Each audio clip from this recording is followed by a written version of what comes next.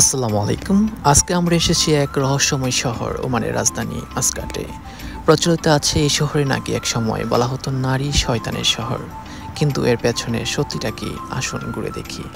মাসকাটের বিমানবন্দরটি খুবই অত্যাধুনিক এবং তাদের ঐতিহ্য বহন করে। এখানকে ব্যাগেজ এর জন্য কোনো প্রকার হ্যাসেলের প্রয়োজন হয়নি এবং যাত্রাটি খুবই ভালো ছিল। আমরা এখন চলে এসেছি একটি হোটেলে, রেডিসন এর একটি শাখা মাস্কাট প্যারানোমা। হোটেলের এনভায়রনমেন্ট এবং আশেপাশে সব কিছুই ভালো লেগেছে। তাদের অতিথিপরায়ণ হসপিটালিটি খুবই অবাক করার মতো, খুবই গুছানো, চমৎকার এবং এখানকার হসপিটালিটি এবং হোটেল ম্যানেজমেন্টের সব কিছুই ছিল অত্যাধুনিক এবং প্রফেশনাল মেনটেন করেছে তারা। পরিষ্কার পরিচ্ছন্ন দিক থেকে খুবই ভালো লেগেছে। মাসকাট নামটা শুনলেই মনে হয় এখানে কিছু একটা লুকিয়ে আছে। অনেকে বলে এই শহর নাকি এক নারী শয়তান থাকতো, সেই পুরুষদের আকৃষ্ট করত এবং হারিয়ে ফেলতো। এই গল্পটা কতটা সত্য আর কতটা লোককথা তা বোঝা মুশকিল, তবে স্থানীয়রা বিশ্বাস করে এটা আসলে পুরনো একটি মিথ্যা কথা। মাসকাট শব্দটি এসেছে যার মানে হলো নিরাপদ আশ্রয়, কিন্তু কালের পরিক্রমায় মাসকাট নামটি ঘিরে গড়ে উঠেছে নানা রহস্য আর গল্প।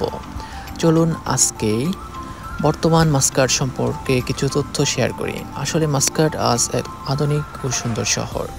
রাস্তাঘাট, ঐতিহ্যহাসিক দুর্গ এবং আধুনিক ভবন, রয়্যাল অপেরা হাউস, সুলতান গ্র্যান্ড মল, সব কিছুতে আভিজাত্যের ছোঁয়া। নারীরা এখানে স্বাধীনভাবে চলাফেরা করে, কাজ করে, পড়াশোনা করে। তাই সেই নারী শয়তানের শহর কথাটি শুনলেই অনেকেই হাসে। এটা হয়তো এক সময়ের ভুল ব্যাখ্যা, যা নিকটি গুজব। এখানকার খাবার আমাদের এশিয়ান খাবারদের মতোই, তবে আরব কালচারের মতো এখানকার খাবারের এবং টেস্ট কিছুটা ডিফারেন্ট, বাংলাদেশ থেকে একটু ডিফারেন্ট, বাট খাওয়ার যোগ্য। এখানকার বিভিন্ন স্টাফ আমি বাঙালি পেয়েছি এবং বিভিন্ন দেশের স্টাফ রয়েছে, তাদের কথাবার্তা সব কিছুই আমার ভালো লেগেছে। আপনি যদি মাসকাট ঘুরে আসতে চান তবে ঘুরতে পারেন। মাসকাট, কোরাম বিচ, আল জালালি ফ্রন্ট, সৌন্দর্য, ইতিহাস আর আরব ঐতিহ্যের অপরূপ মিলনস্থল এই শহর। এখানে স্থানীয়রা খুবই ভদ্র, অতিথিপরায়ণ। সতর্ক থাকুন গুজব থেকে। মাসকাট আসলে শয়তানের শহর নয়, বরং এক শান্ত, নির্ভেজাল স্বপ্নের নগরী। রাতের মাসকাট খুবই ভালো লাগছে। গাড়ি দিয়ে ভ্রমণ করছি, আশেপাশে সৌন্দর্য উপভোগ করছি। এখানকার আবহাওয়া খুবই চমৎকার, যদিও তখনকার টেম্পারেচার ছিল 31 ডিগ্রি, 31 ডিগ্রি সেলসিয়াসের মতো।